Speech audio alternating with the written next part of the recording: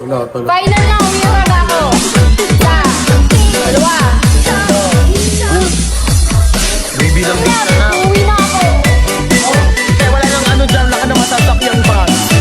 Ayan, ang malaki.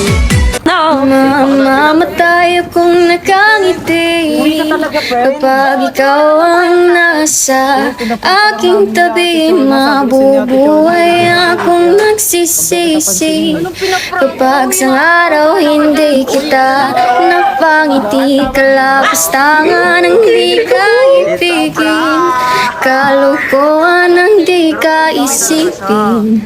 Kung ang mundo ay biglang gugunawin, ikaw ang una kong hahanapin.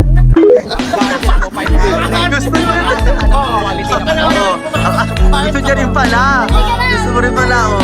Akin na nga yung maleta mo. Bigat-bigat na ito eh. Napakalaan mga kaya, ilalo ko pumangit. Akin na ako ng kasaran dito, mawawala na ng pangit dito, mawawala na ng payatot dito.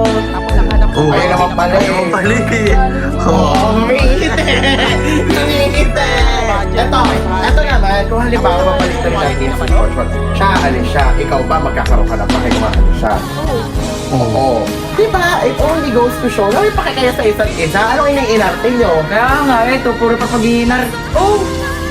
Sarap!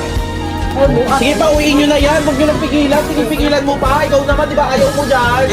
So kasi pa-prank-prank pa, kala mo naman, di ko malalaman yung mga prank eh. Kapunsya ko pag-iin si Ate Chone. Pero may paki ka, naalis ako. Huwiin mo, nabol mo ako ganun yan. Sinabi nga sa akin nila Ate Chone, prank ka lang daw. Pero alam mo, akala mo uwi na ako. Ba't mo ko nabol? Ha?